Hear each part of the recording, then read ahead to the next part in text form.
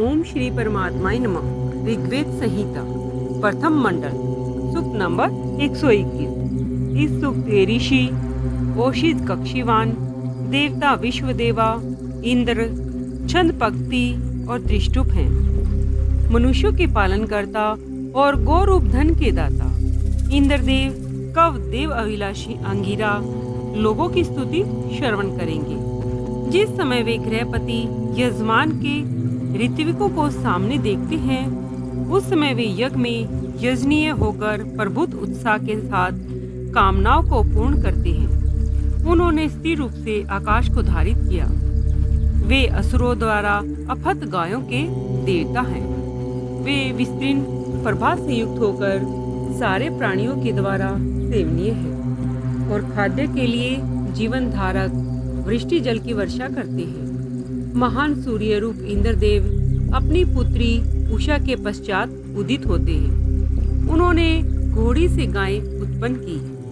वे अरुण वर्षा उषा को रंजित करके हमारा उच्चारित पुरातन मंत्र श्रवण करें। वे प्रतिदिन अंगिरा गोत्र वालों को अन्न प्रदान करें। उन्होंने हनशील वज्र बनाया है।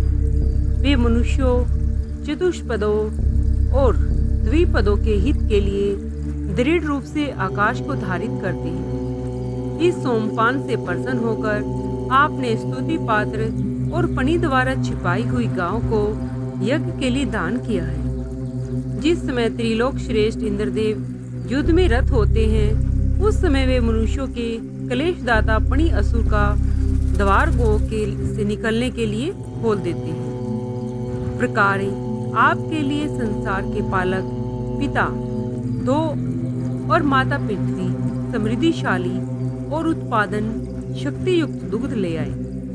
जिस समय उन्होंने दुग्धवती गौ का विशुद्ध दुग्ध आपके सामने रखा था, उस समय आपने पणी के द्वार को खोल दिया।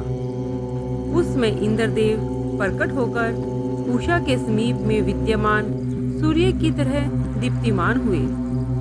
उत्तम मधुर पदार्थों की हवि प्रदान करने वाले यजमानों के द्वारा देवराज इंद्र के लिए यज्ञ स्थल पर स्त्रू द्वारा सोमरस प्रदान किया जाता है।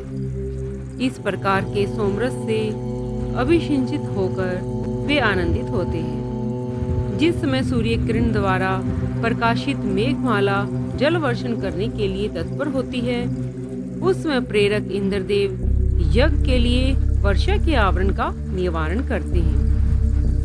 हे इंद्रदेव, जिस समय आप सूर्य रूप से कर्म के दिन में किरण प्रदान करते हैं, उस समय गाड़ीवान पशुओं की रक्षा करने वाले और गतिशील पुरुष अपने अपने कार्यों को पूर्ण करते हैं। जिस समय ऋत्विक लोग आपके वर्धन के लिए मनोहर, प्रसन्नकर, बलदायक और आपने के उपभोग्य सोम को पत्थरों द्वारा कूटकर रस निकालते हैं, उस समय हर्षदायक सोमरस के उपभोक्ता अपने हरि नाम के दोनों घोड़ों को दस्त्र यज्ञ में सोमपान करावें। आप युद्ध निपुण हैं। हमारे धन हरण करने वाले शत्रुओं का नाश करें। हे बहुलोक पूजा पात्र इंद्रदेव, आपने रिभु द्वारा आकाश से लाए गए शीघ्रगामी और लोहमय वज्र को तीव्र गति से शूषण असुर की ओर फेंका। उस समय आप कुत्स ऋषि की रक्षा के लिए शूषण को चारों ओर से घेर कर अनेकानेक हननशील अस्त्रों द्वारा मार रहे थे। हे वज्रधारिन, जिस समय सूर्य अंधकार के साथ संग्राम से मुक्त हुए, उस समय आपने उनके मेघ रूप शत्रु का विनाश कर दिया। उस शूषण का जो बल सूर्य को आच्छादित करते हुए हुआ था और सूर्य को ग्रसित किए हुए था, उसे आपने नष्ट कर दिया।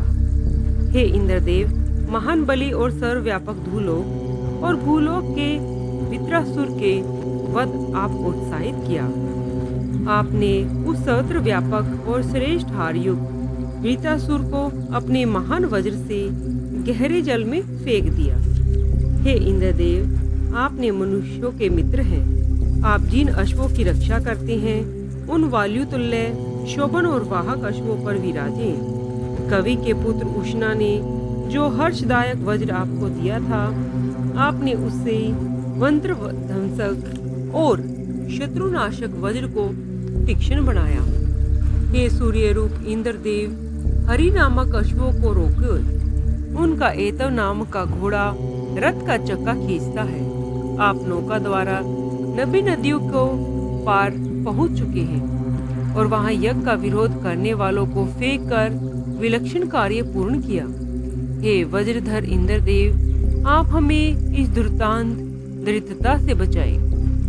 निकट में होने वाले युद्ध में हमें पाप कर्मों से बचाएं। उन्नत कीर्ति और सत्य के लिए हमें रथ, अर्श और धन आदि प्रदान करें। हे धन के लिए पूजनीय इंद्रदेव, हमारे पास से अपना अनुग्रह न हटाएं। हमें अन्न से पुष्ट करें। हे मधवन, और आप धनपति हैं, हमें गोई प्रदान करें। हम आपकी पूजा में तत्पर हैं, इसलिए हमें पुत्र पौत्र आदि के साथ धन प्रदान करें।